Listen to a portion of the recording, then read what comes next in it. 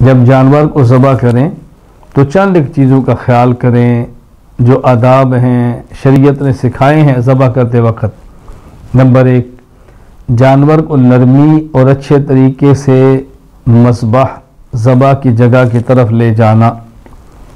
Number 2، جانور کو بھوکا اور پیاسا نہ رکھنا، اچھی طرح کھلا پلا کے ذبح کرنا۔ نمبر 3، گائے، بھینس، بکری، دمبی، بھیڑ ذبح کرتے وقت نرمی سے لٹانا اور منہ قبلہ کی طرف کرنا۔ نمبر 4، اونٹ ہو تو اس کو کھڑے حالت میں نہر کرنا، کھڑے کھڑے اس کو ذبح کرنا، نہر کرنا۔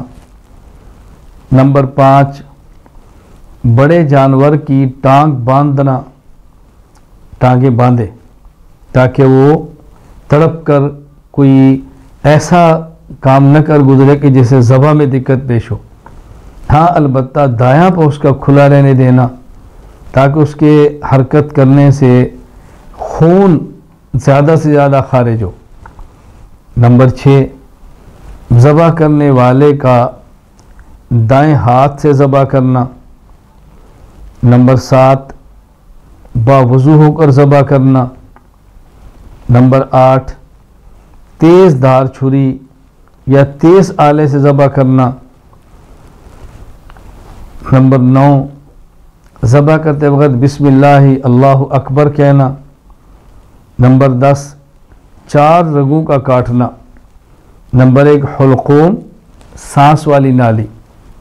نمبر 2، مرئی، خوراک والی نالی۔ اور 2 رگیں ودجین، خون کی 2 رگیں جن کو شارک کہتے ہیں، 4 رگیں کاٹنا۔ اگر 3 کٹ جائے 1 رہ جائے قربانی تب بھی ہو جائے گی، لیکن 4 رگوں کا کاٹنا یہ آداب میں سے ہے۔ نمبر 11، جب جانور اچھی طرح ٹھنڈا ہو جائے، تڑپنا بند ہو جائے تو کھال اتارنا۔ نمبر 12، کھال کو احتیاط سے اتارنا، کٹ نہ لگیں، کھال خراب نہ ہو۔